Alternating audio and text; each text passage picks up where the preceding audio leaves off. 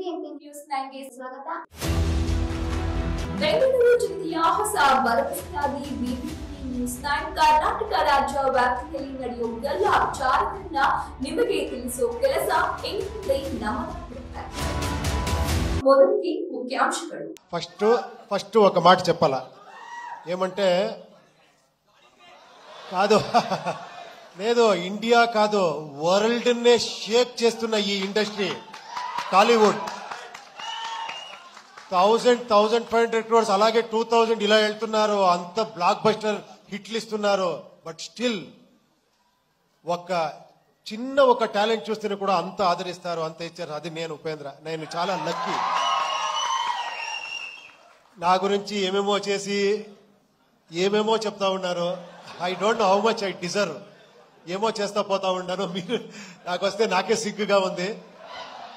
First ఇక్కడ ఉండే అన్న ఏమే ఫ్యాన్స్ అంటారో మిమ్మల్ని, అది ఏమన్నాలో గాడ్స్ అన్నాలో తెలియదు.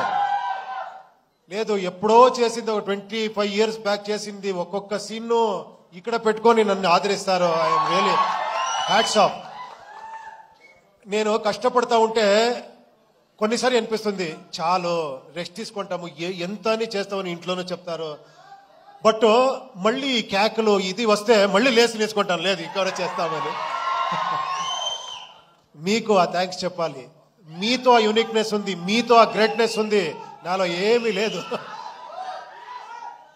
థ్యాంక్స్ అండి, థ్యాంక్స్.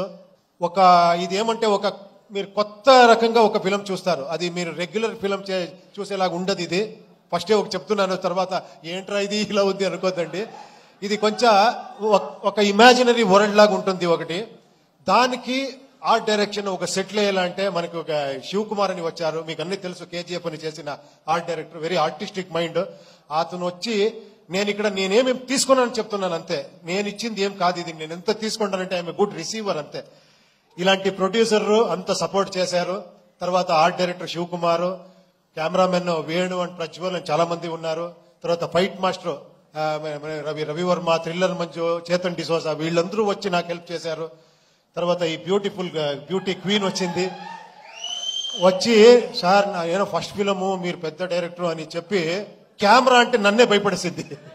టప టప టప అని డాన్స్ ఆడి అంత ఎక్స్ట్రాండరీగా డాన్స్ చేశారు మీరు, ఎక్స్ట్రాండరీగా పర్ఫార్మెన్స్ చేశారు మీరు. You deserve more actually.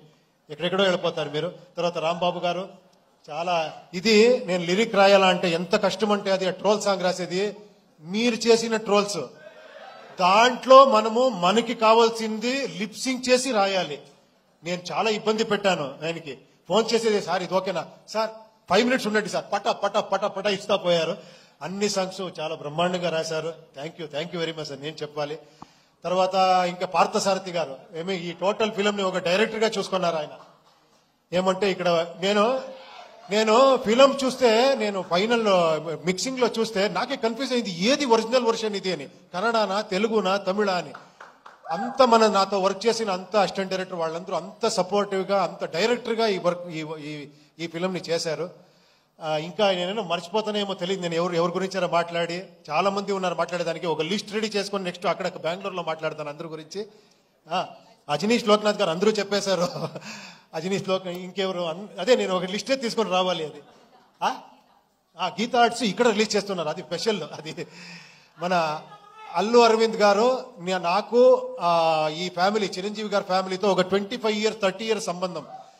నేను 95 96 ఏమో అనుకుంటాను, ఆ టైంలో చిరంజీవి గారితో కలిసి ఫిలిం చేయాలని 1 year ట్రావెల్ చేశాను. 1 year స్క్రిప్ట్ గిఫ్ట్ అన్ని చేసి.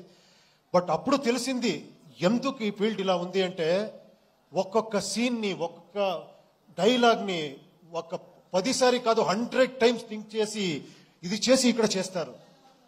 అందుకే ఆయన మెగాస్టార్. రియల్ గా నేను అప్పుడు అనుకున్నాను, ఏంటి ఇది, మేమేమో అక్కడేమో అలా చేస్తామనుకుంటాము, ఎంత పరిశ్రమ ఉంది, ఎంత సీరియస్ గా 1.5 2 years అయితే కూడా స్క్రిప్ట్ లోనే ఉండాము. అప్పుడు అనుకున్నాను నేను 2 years కాదు 5 years చేస్తున్నా తక్కువ అని. అప్పటి నుంచి 7 years 6 years గ్యాప్ ఇస్తా ఉన్నాను because of script work. So చాలా నేర్చుకున్నాను ఇక్కడ. Thank you very much.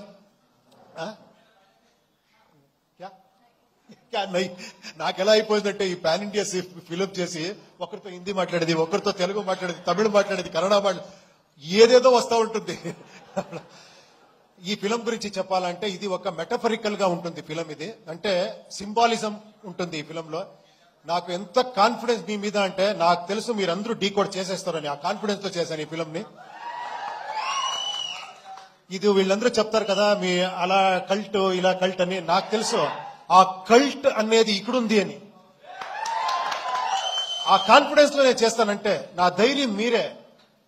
మీరు ఓపెనింగ్ నుంచి షాక్ అవుతారు ఫస్ట్ ఈ ఫిలంలో. తర్వాత ఒక వేరే వేరే రకంగా వస్తుంది. మీరు అన్ని డీకోడ్ చేస్తారనుకున్నాను. మీరు ఒక మైథలాజికల్ కల్కి చూశారు. ఆ బిల్డప్ ఒక ఫిలం కల్కి మీరు చూశారు కదా. ఇక్కడ ఒక సైకలాజికల్ కల్కి చూస్తారు ఈ ఫిలంలో. అంతే చెప్తాను. థ్యాంక్ యూ వెరీ మచ్ ఇక్కడ వచ్చిన అన్ని గెస్ట్స్ కి.